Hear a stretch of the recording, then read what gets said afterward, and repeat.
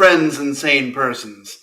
Welcome back to another episode of Wednesday Whimsy. My name is Kyle, and if it's your first time joining us, or even if it's not, Wednesday Whimsy is a short show that I do every Wednesday evening, except last week. Sorry about that.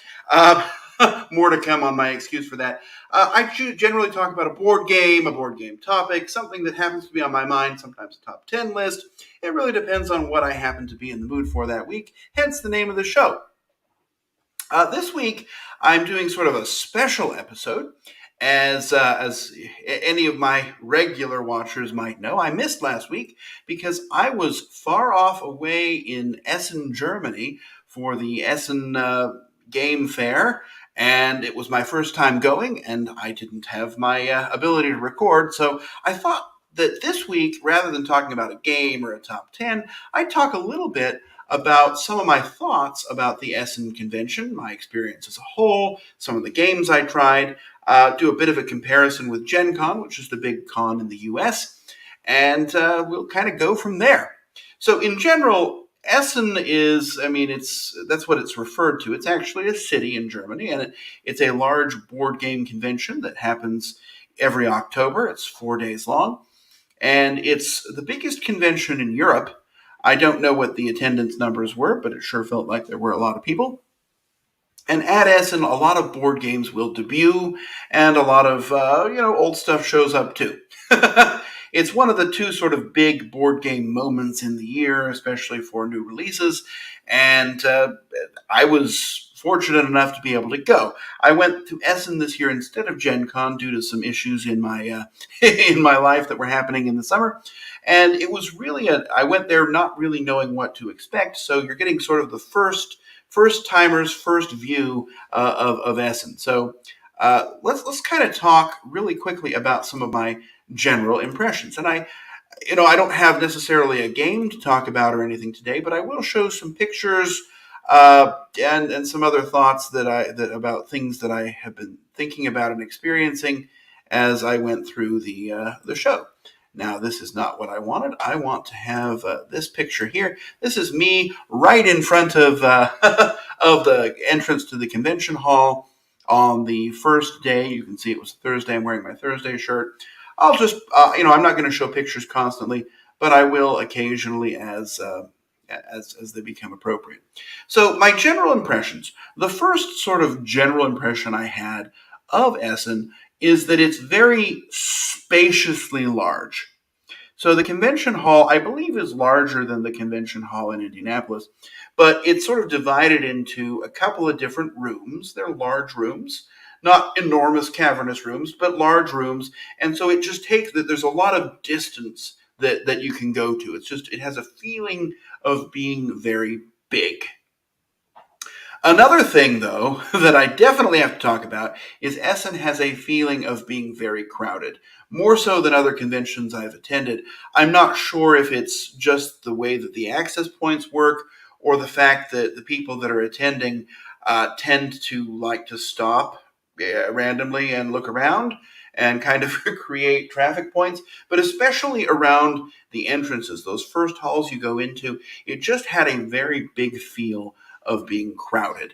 There was not a whole lot of really good traffic control that was going on. Just something I noticed. It also has a feeling of being well attended by publishers. There are lots of different publishers there, and some of them are in one or two different spaces. And so there's a lot of just general exhibitors there that you can sort of see and experience. And another sort of impression I had is that almost even more so than any convention I've attended, it kind of feels like a shopping convention more even than a try and preview convention. It just sort of felt like that's a lot of what people were doing, not myself included. But for me, that's the case everywhere. But there definitely felt like there was more of a shopping aspect of the convention versus a playing games aspect of the convention. So those are just sort of some of my first impressions that I took away as I started just my very first day in the door. Now, let's talk about some of the top games that I saw, experienced, tried, etc. So the first game, and let's go to Board Game Geek here because I can at least show you some of the games. Let's start with probably the game I was most excited about at Gen Con is a game called Woodcraft. So I'll probably talk more about Woodcraft later, but Woodcraft was sold by Delicious Games.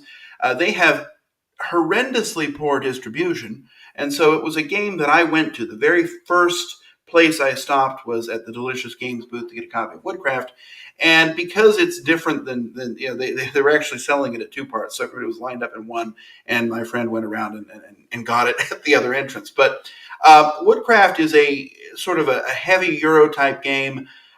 Really the kind of game that I really like. It was very popular there. Everybody had a copy of it. There was always a good crowd at the booth, and it seemed like something that was very well received. I don't know if they quite sold out, but they had plenty of stock, and it just sort of very much dwindled throughout the week. A game that we eventually did get to try. I bought it, of course, blind, and then tried it later, and fortunately I liked it quite a lot. More to come on Woodcraft later, I am sure. Another really big game at the convention for me was this one was kind of a surprise. I don't know why it was a surprise because it was announced and it's from a company that is well known and loved, but the game is called Heat. I wasn't particularly interested in it. Just looking at the cover, it just looks like another generic race game, and that's not necessarily well. This is okay. Well, image not available.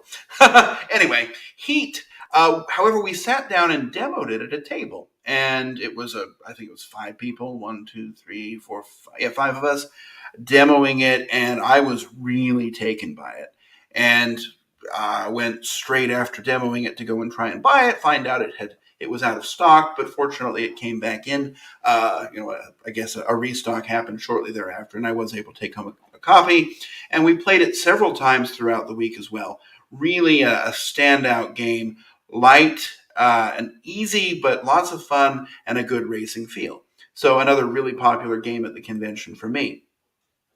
Another game, and this is one that I kind of went in looking for because it had been talked about so much, and I wanted to make sure I got a copy, is a game called Endless Winter.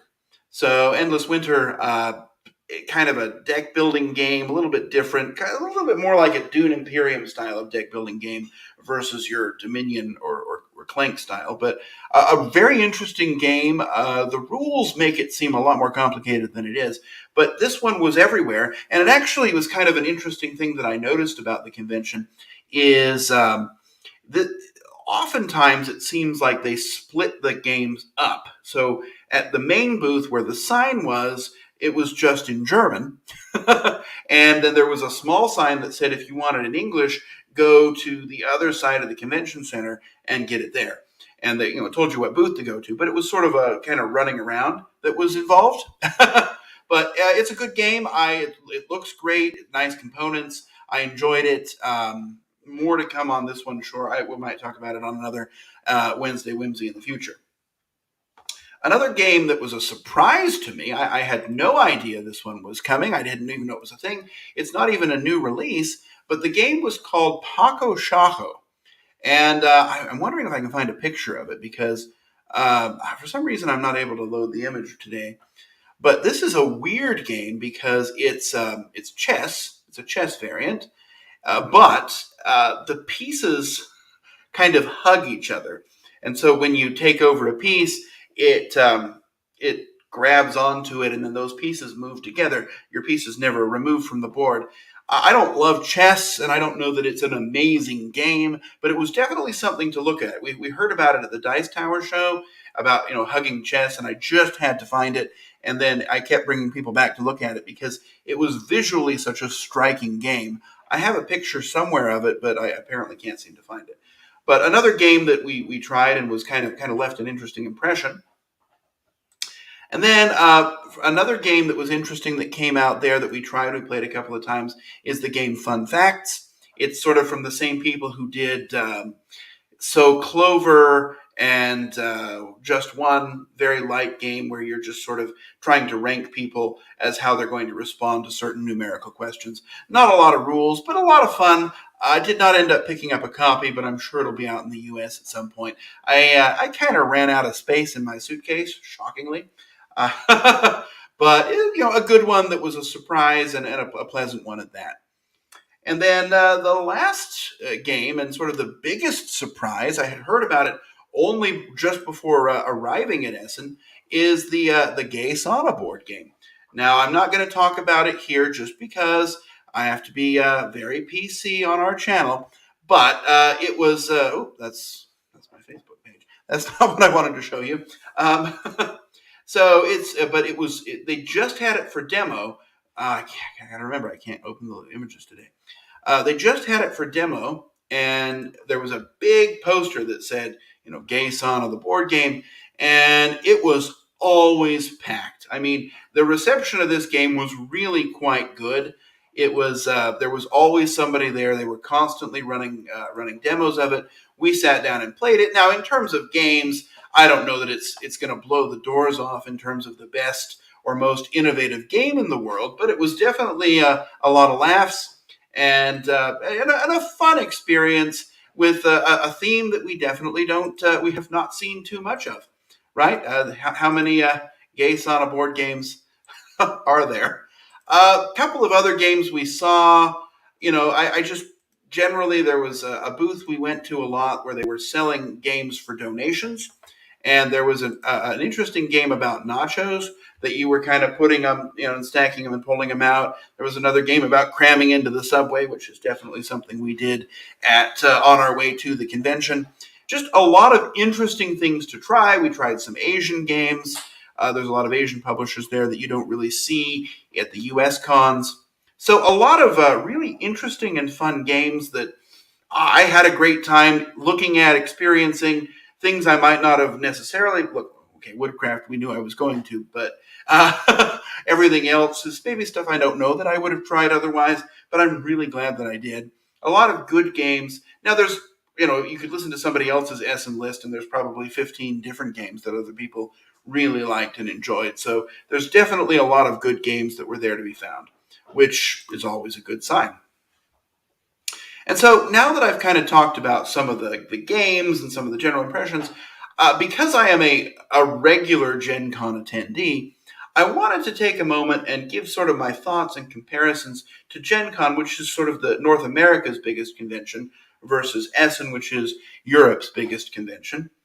And so the first thing I wanted to talk about is the way that stock and sellouts happen. So at Gen Con, oftentimes new games are there in very limited quantities, like they might be selling 50 a day, or they might just have 50 total. And so if you want something at Gen Con, the very first day you get there, half an hour at least early, wait around by the door and run straight to that booth and buy that game. Otherwise, you're not going to get it until it comes out, a couple of months down the road. At Essen, I don't know that I saw that as a problem. Yes, some things sold out, right? Lacrimosa, which I didn't even get to try, sold out day one. You had other things that really sold. The War of the Rings card game that sold out really quickly. And obviously, if you wanted those, you had to go to them.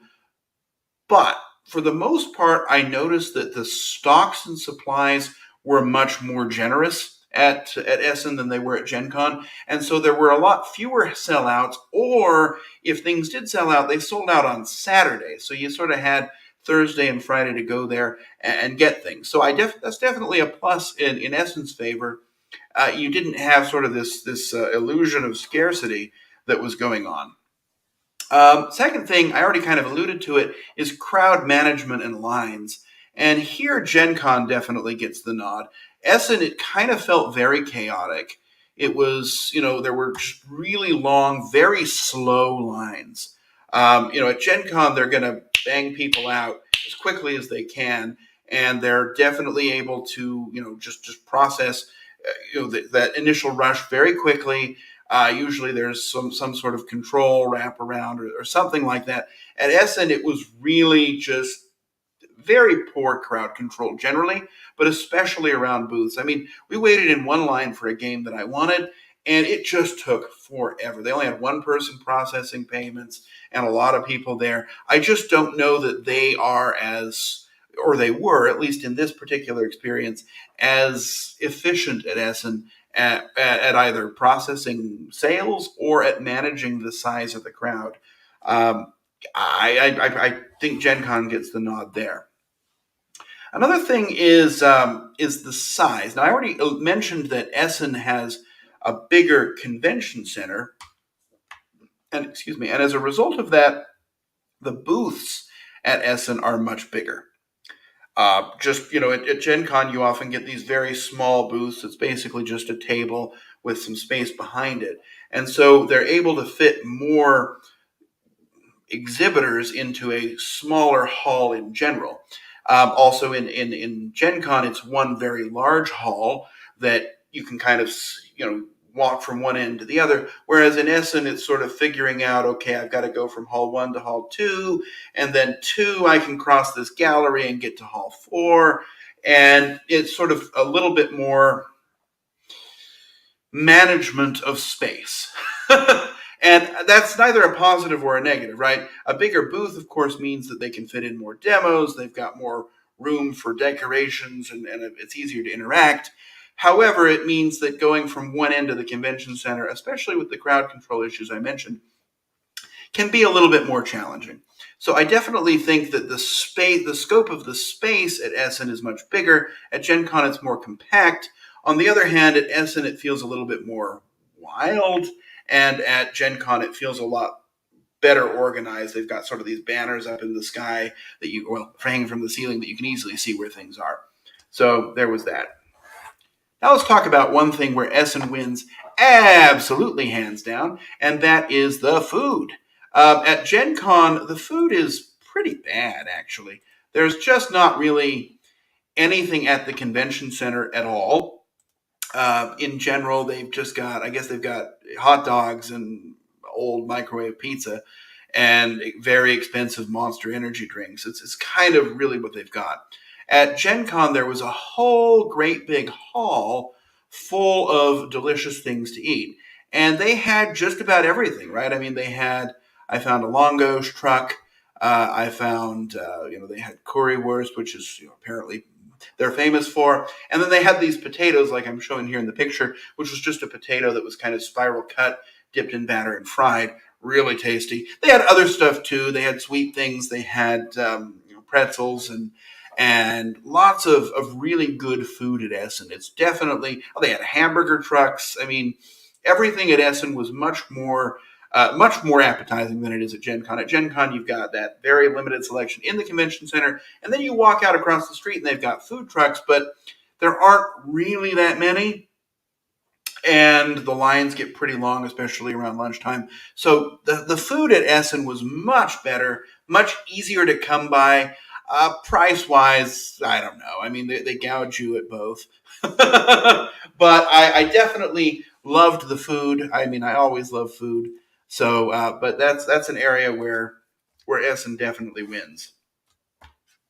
Another area is diversity of publishers. At Gen Con, you're going to have your sort of core American publishers, big and small. A lot of independent ones too, but mostly American and then some European publishers. At Gen Con, it was kind of that crew. Without the smaller American publishers, but sort of your European publishers, larger American ones, and a lot of Asian publishers. We found lots of Korean, Chinese, Japanese games. There was a Thai exhibitor or two there. It's kind of interesting just to see games and presenters from different parts of the world. I definitely enjoyed that. It's something I had heard was really something to look out for, and I was quite excited to see that and experience it. All right, now I'm going to get a little nasty, not gross nasty, but I'm going to talk about the the attendees at these two different conventions because they attract very different crowds. All right, at Gen Con, you pretty much get mostly hardcore, very invested gamers. Now, look, you've got your families and your casual fans too, But the bulk of the attendees is going to be people like me who are all into board games all the time. You're also going to get people who have, shall we say, tend to not exercise very much and make me look like a supermodel. Very large people who carry around, the 2 6-packs of Mountain Dew. Sorry, stereotypes shouldn't do it, but at Essen, it was a lot more families. It was a lot more kind of casual people who were there to see and try, rather than the people who were like me, who were in there just because they love games all the time. Now, of course, you've got people of all shapes and sizes and walks of life at Essen too, but I generally notice that the attendees at Gen Con tend to fit one particular stereotype a lot more than the people at Essen. So that was something there. Now let's go to an area where where Gen Con definitely wins, and that is open gaming. At Essen, there's really none. There's just nowhere at that convention center where you can sit down and just open your pile of games and play them. And, at Gen Con, there's the main hall, which is huge, and then there's almost an equally large hall full of tables where there's open gaming. There's also tournaments and that kind of thing. But it's you could buy some games and then take them out and play them all night at their tables, right? I mean, they don't really close. Whereas at Essen, at the end of the day, they lock up the convention center and send everybody home, and you really have to go and play in your hotel or find some location in town if you want to play your games. So the only place to play is really at the publisher's booth.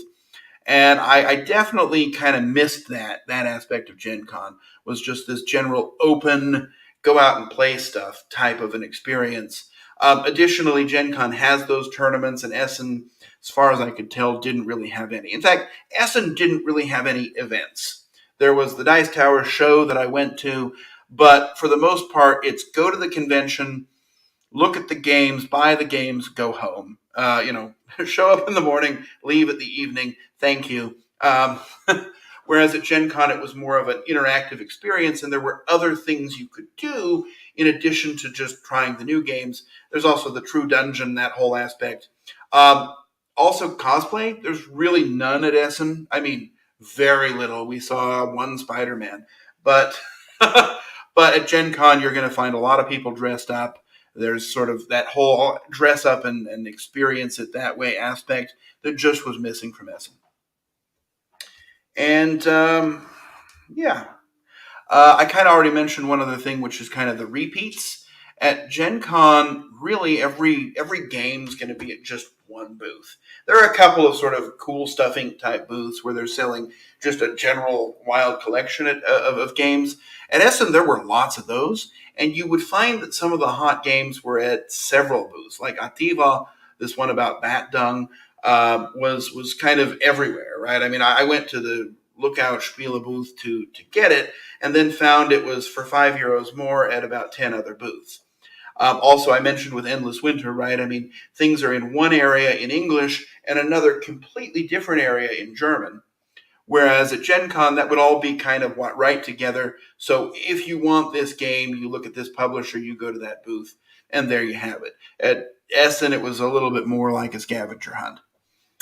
So those are just sort of some general comparisons. Certainly not an exhaustive list, but it's a first-timer's impression. So would I go back? I don't know the answer to that, right? I go to Gen Con every year, other than this year, because it's close, it's easy to get to. I only have to fly for an hour and a half. I could drive if I wanted. It feels more accessible to me. I also found at Essen, about 2 hours before the day ended, I was usually ready to be done just because it felt so crowded there. I was ready to kind of go home and start playing some games. Whereas at Gen Con, I'll often stay until the end of the day. I think I kind of gravitate more to the Gen Con type experience, but that is not to say that I did not have a fantastic time at Essen. I definitely would go back, but if I did, I might go for just Thursday and Friday. I kind of felt after the end of the day on Friday, I had really kind of done what I come to do. And sure, I went back and had a great time on Saturday and on Sunday.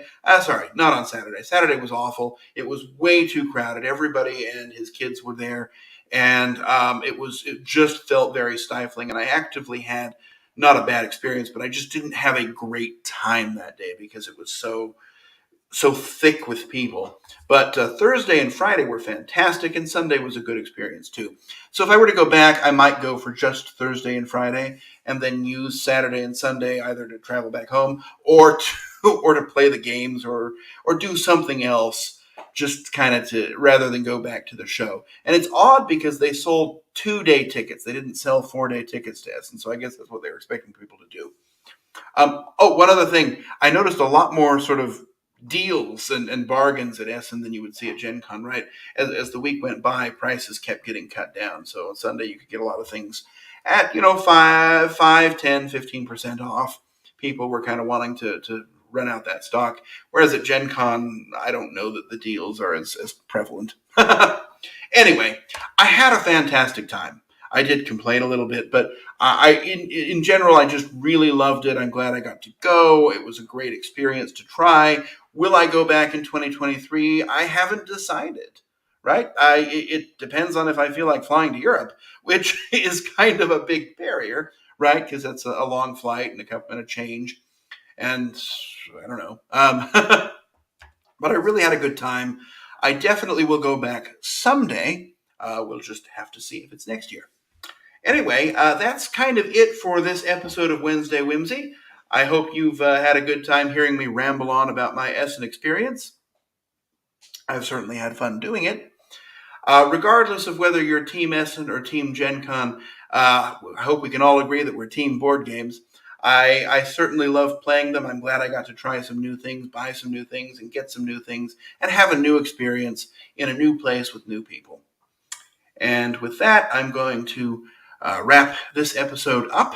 So I will wish you safe travels, courage when you need it, and we will see you hopefully next week at 7 p.m. on on Wednesday for another episode of Wednesday Whimsy. Bye.